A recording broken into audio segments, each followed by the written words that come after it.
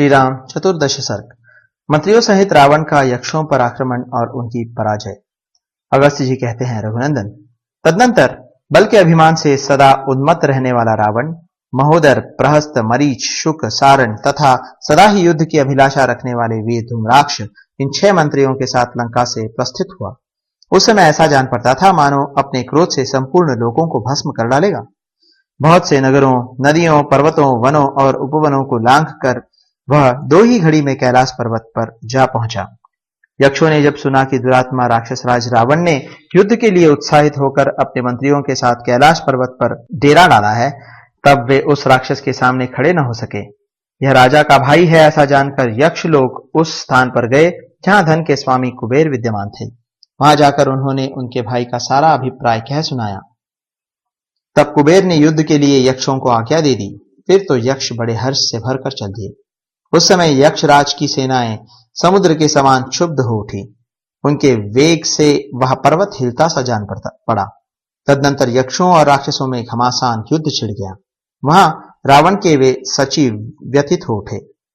अपनी सेना की वैसी दुर्दशा देख निशाचर दशग्रीव बार बार हर्षवर्धक सिंहनाद करके रोषपूर्वक यक्षों की ओर दौड़ा। राक्षस राज के जो सचिव थे वे बड़े भयंकर पराक्रमी थे। उनमें से एक एक सचिव हजार हजार यक्षों से युद्ध करने लगा। उस समय यक्ष जल की धारा गिराने वाले मेघों के समान गदाओं, मूसलों, तलवारों, शक्तियों और तोमरों की वर्षा करने लगे। उनकी चोट सहता हुआ दशग्रीव शत्रु सेना में घुसा। वहां उस पर इतनी मार पड़ने लगी कि उसे दम मारने की भी फुर्सत नहीं मिली। यक्षों ने उसका वेग रोक दिया।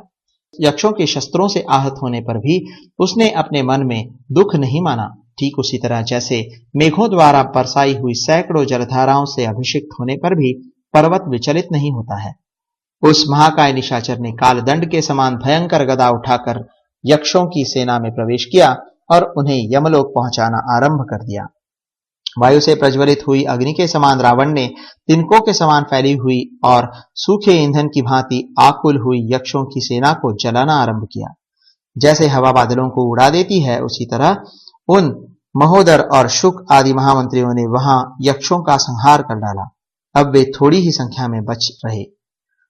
कितने ही यक्ष शस्त्रों के आघात से अंग भंग हो जाने के कारण समरांगण में धराशायी हो गए। कितने ही रणभूमि में कुपित हो अपने तीखे दांतों से ओठ दबाए हुए थे। कोई थक कर एक दूसरे से लिपट गए। उनके अस्त्र शस्त्र गिर गए और वे समरांगण में उसी तरह शिथिल होकर गिरे जैसे जल के वेग से नदी के किनारे टूट पड़ते हैं। मर मर कर स्वर्ग में जाते, जूझते और दौड़ते हुए यक्षों की तथा आकाश में खड़े होकर युद्ध देने वाले ऋषि समूहों की संख्या इतनी बढ़ गई कि आकाश में उन सब के लिए जगह नहीं आती थी। महाबाहु धनाध्यक्ष ने उन यक्षों को भागते देख दूसरे महाबली यक्ष राजों को युद्ध के लिए भेजा। श्री राम इसी बीच में कुबेर का भेजा हुआ संयोगध कंटक नामक यक्ष वहां आ पहुंचा। उसके साथ बहुत सी सेना और सवारियां थी। उसने आते ही भगवान विष्णु की भांति चक्र से रणभूमि में मारीच पर प्रहार किया। उसे घायल होकर वह राक्षस कैलाश से नीचे पृथ्वी पर उसी तरह गिर पड़ा जैसे पुण्य क्षीण होने पर स्वर्गवासी ग्रह वहां से भूतल पर गिर पड़ा हो। 2 घड़ी के बाद होश में आने पर निशाचर मरीच विश्राम करके लौटा और उस यक्ष के साथ युद्ध करने लगा। तब वह यक्ष भाग खड़ा हुआ। तदनंतर रावण ने कुबेरपुरी के फाटक में, जिसके प्रत्येक अंग में स्वर्ण जड़ा हुआ था तथा जो नीलम और चांदी से भी विभूषित था, प्रवेश किया। वहां द्वारपालों का पहरा लगता था। वह फाटक ही सीमा था। उससे आगे दूर लोग नहीं जा सकते थे। महाराज श्री राम, जब निशाचर दशग्रीव फाटक के भीतर प्रवेश करने लगा, तब सूर्यभानु नामक द्वारपाल ने उसे रोका। जब यक्ष के रोकने पर भी वह निशाचर न रुका और भीतर प्रविष्ट हो गया, तब द्वारपाल ने फाटक में लगे हुए एक खंबे को उखाड़कर उसे दशग्रीव के ऊपर दे मारा। उसके शरीर से रक्त की धारा बहने लगी, मानो किसी पर्वत से गेरु मिश्रित जल का झरना गिर रहा हो। पर्वत शिखर के समान प्रतीत होने वाले उस खंबे की चोट खाकर भी वीर दशग्रीव की कोई क्षति नहीं हुई। वह ब्रह्मा जी के वरदान के प्रभाव से उस यक्ष के द्वारा मारा न जा सका। तब उसने भी वह खंभ उठाकर उसके द्वारा यक्ष पर प्रहार किया। इससे यक्ष का शरीर चूर चूर हो गया। फिर उसकी शक्ल नहीं दिखाई दी।